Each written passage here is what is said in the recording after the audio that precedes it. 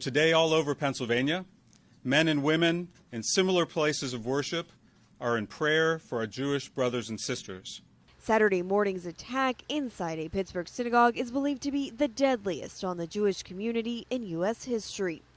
Authorities received calls of an active shooter at the Tree of Life Synagogue just before 10 a.m. Police say it was this man, 46-year-old Robert Bowers, who opened fire and unleashed terror on a close-knit community, leaving nearly a dozen people dead. Some police officers were among the injured. We'll get through this darkest day of Pittsburgh's history by working together. I think that Squirrel Hill is strong, and we're going to remain that way. According to police, Bowers made anti-Semitic comments during the shooting and targeted Jews in posts on social media. Bowers is now facing a list of federal and state charges. Candlelight vigils were held across the country to honor the lives lost, including D.C., where hundreds gathered outside the White House. President Trump, who's expected to visit Pittsburgh, condemned the deadly shooting during a rally in Indianapolis. There must be no tolerance for anti-Semitism in America. In Pittsburgh, Pennsylvania, I'm Camila Bernal reporting.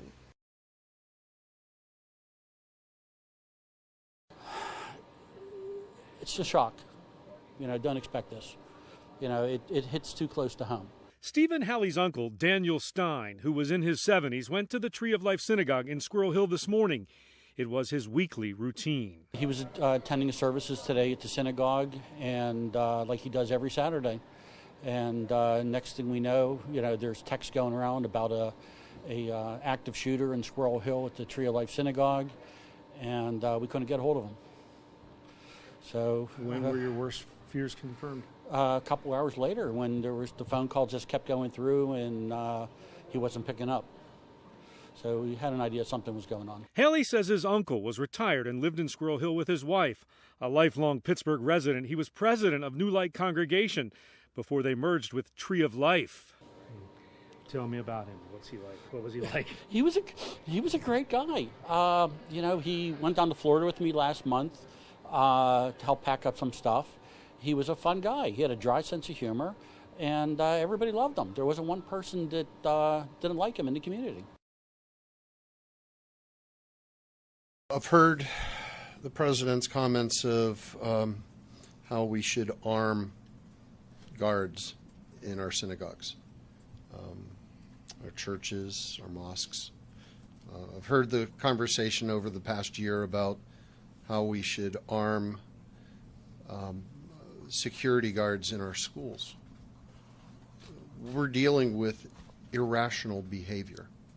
There is no way that you can rationalize a person walking into a synagogue during services and taking the lives of 11 people. We shouldn't be trying to find ways to minimize the dangers that occur from irrational behavior.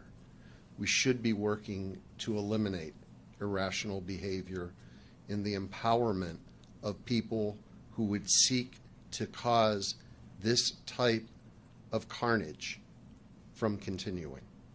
I think the approach that we need to be looking at is how we take the guns, which is the common denominator of every mass shooting in America, out of the hands of those that are looking to express hatred through murder.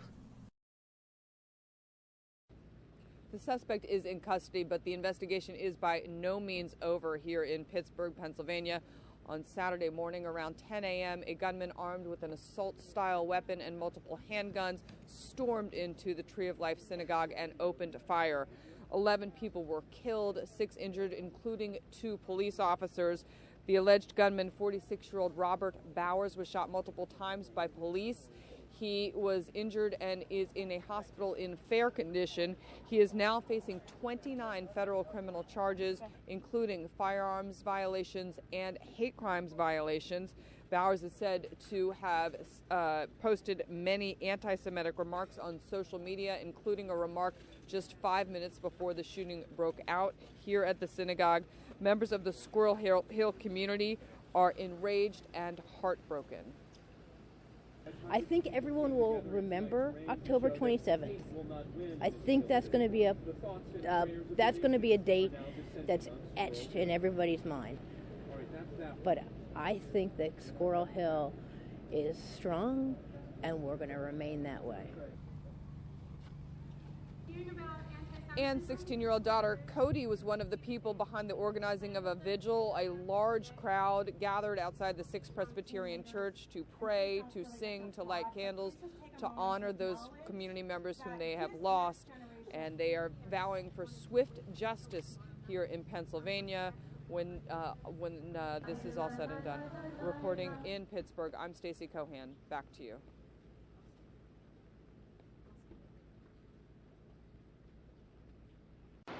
A line wraps around the Holocaust Memorial Museum on the same day a shooter opened fire at a synagogue in Pittsburgh. As a Jewish American, I'm just very upset, and my heart goes out to all the people that suffered. I've never seen anything in my lifetime like this. 11 people reportedly killed in that shooting. That was the first thing I saw. And again, I was just like, crap again.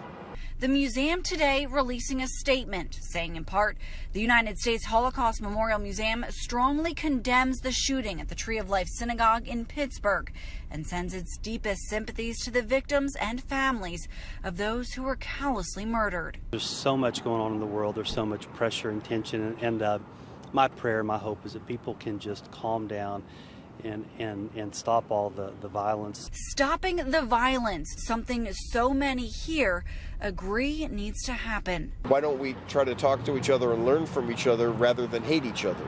I'm just here to show my support for, the people that went through this, and let's hope it doesn't happen again. A horrific act of hate. It was police cars everywhere, there were guns drawn, rifles. I was surreal. Multiple people were killed when a gunman opened fire inside a Jewish synagogue in Squirrel Hill, a historic Jewish neighborhood east of Pittsburgh, Pennsylvania. There were 11 fatalities as a result of the shooting incident. There were additionally 6 injuries, to include 4 of the police officers. A local official said a worship service was in progress when the shooting began.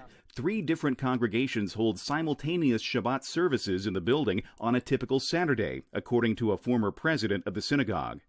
The people that are regulars there are people that the community loves and knows, and if any of them were injured, it's going to hit pretty hard.